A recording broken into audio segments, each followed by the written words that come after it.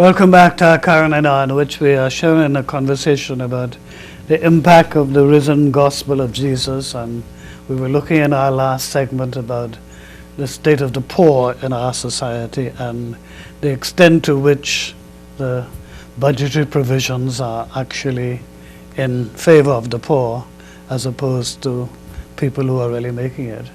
And the need, the absolute need for us to focus on those who are in need, and to not only talk about them, but really to minister to them in real and practical ways, to give them not just hope, but to help their lives to have meaning and purpose and value. Because I think the most despicable sight you can have is human beings who have no sense of worth or value. Yes, nothing is worse than that. But I was thinking that perhaps as we criticize, and I think we must, governments for failing to address this very real situation, and historically it's both sides, it isn't just one part. Yes, so it's almost systemic. But as we do that, we also have to remember Jesus' teaching about the splinter and the two before, Yes, because I I think we in the church, we have to get our house in order, in the sense of we must be seen to be really and truly there on the side of the poor.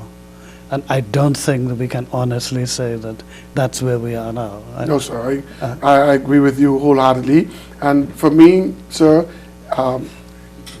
fatherly figures in ministry, those persons who have emerged as trusted voices, who have matured, the elders among us. I think that you all have a responsibility to call us together. And I know you may not be able to influence everybody, but I believe that there are enough persons within the doing of Christian ministry who really want to do better and who really want the church to be a positive witness in our community, that we can respond to that call, so that in across denominational divide, we're able to sit intelligently, wrestle through the hard issues, challenge each other in areas that we need challenging, and then if it's just a simple paper, for me, sir, if you write something and you present it to someone, they have the right to receive it or reject it, but they won't be able to say, oh, the Christian church did not speak up in that regard, or the Christian church is only making noise after the fact. I think what we do often is when the die is already cast, then we start putting everybody on blast. But the opportunities were given to us without necessarily being invited, of our own initiative, to say, hey, let us call the best of our minds together. This is the area that we are working on. How best could we put this in a document form?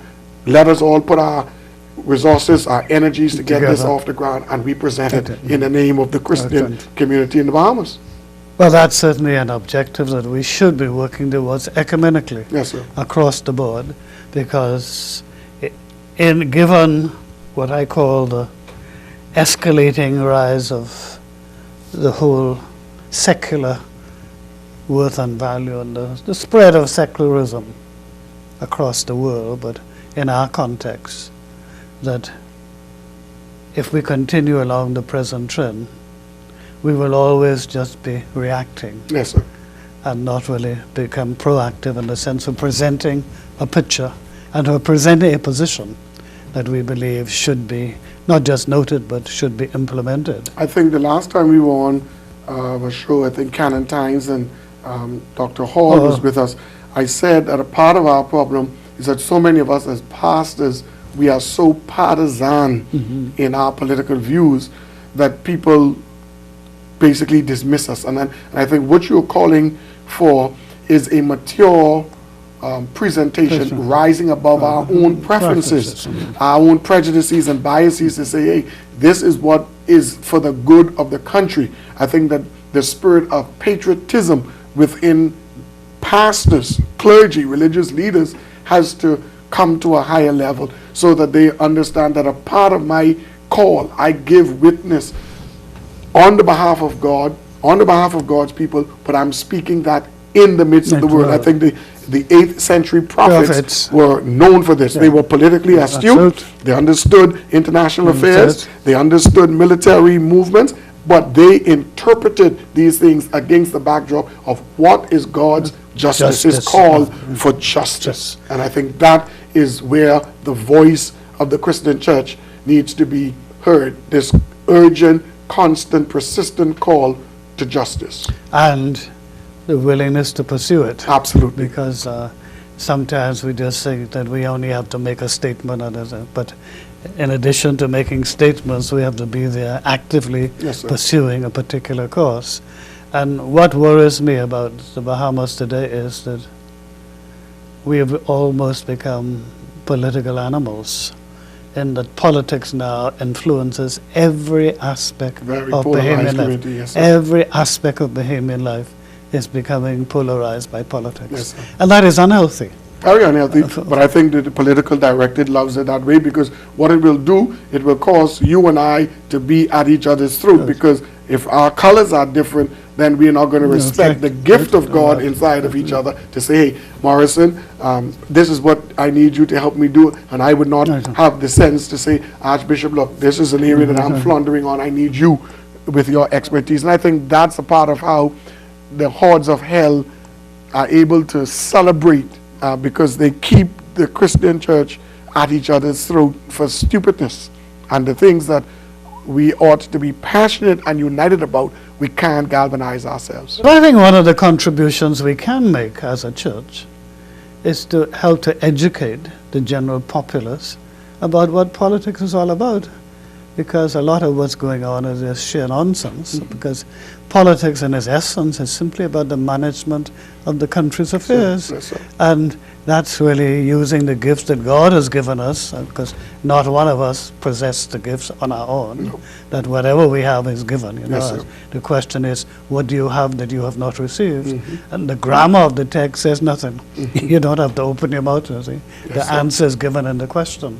So if we can help people to understand what politics is really all, it transcends the nonsense about the political colors and the colors or the names of the parties. It's a simple process of how do we manage our affairs, and no one group has all the answers, I think, and will ever have all the answers. Well, God forbid if any did. We'll all be in serious peril. I think that you hit the nail on the head. I think that in its broadest form, that the sense of education and the desire for knowledge is at an all-time low in our country. I think that the way the system of slavery was set up, fueled by classism, education was denied the masses.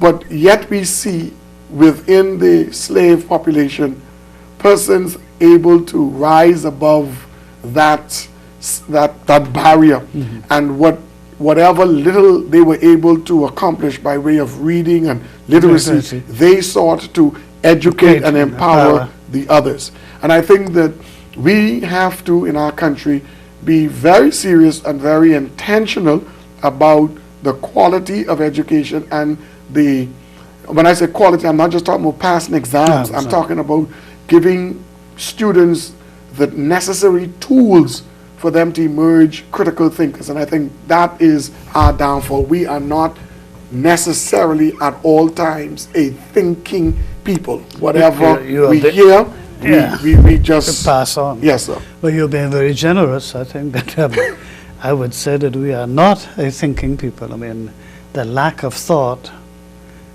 around us is, it's alarming in terms of, and it's a failure to enable persons to be real human beings, because to be a rational human being is part of God's gift. Yes, sir. And unfortunately, my own view is that certainly our educational system needs changing. People have talked about it for decades, but we just keep talking. A radical change must take place, because the education must equip people for life. For life. For life. And that is not happening. Well, that is very clear. And we need to stop all of these reports. I mean, there's been reports after reports after reports, but we don't see that impacting the product. I think that the guy's name is Paulo Freire.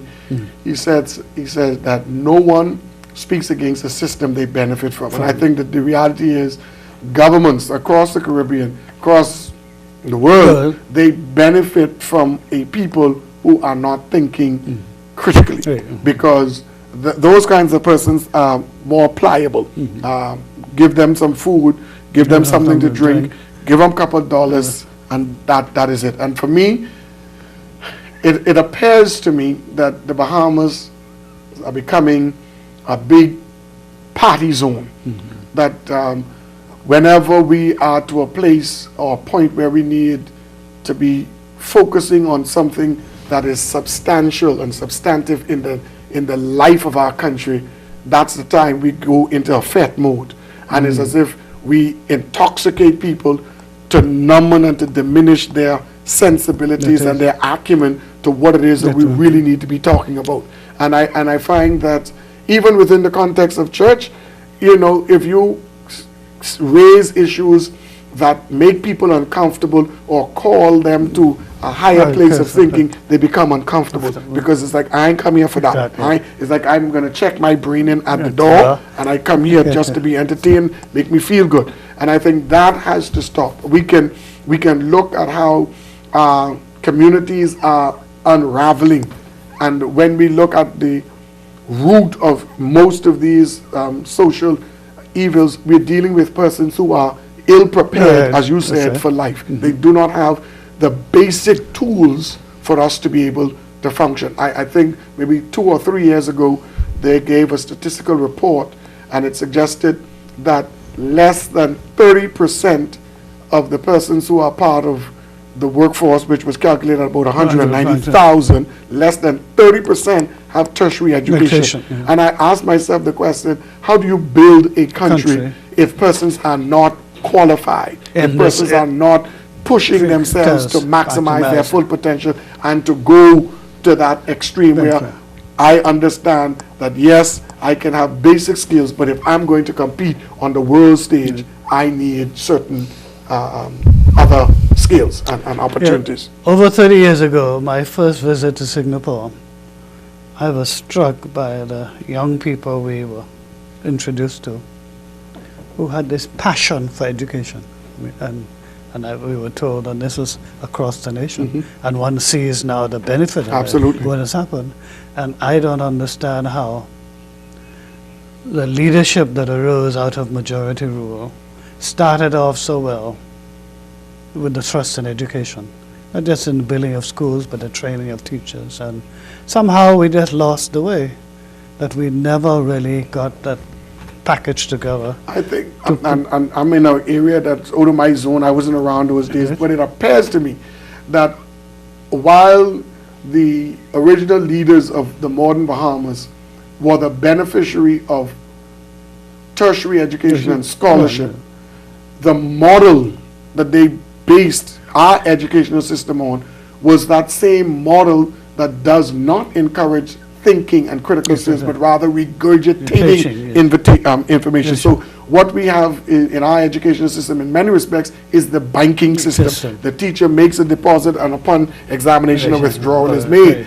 But when we look at those questions that ask for your value, what your judgment is, what your take on it, our people are not able to give substantive answers, simply because the notion of processing what I have heard, weighing the pros and the cons, and determining, well, even though it's saying this against my current reality, I need to ask this question. Those things, is as if we shy away from that. It takes too much effort, and we don't want to offend those who have been gracious to us in the past. And I think that we have to recognize that our past is exactly that. It is a part of our story, but we are part of living history, and we have to make the changes that are necessary to cause our lives to be better in this generation, and to create the platform for the generation after us to be better. Well, we must take our final break at this point.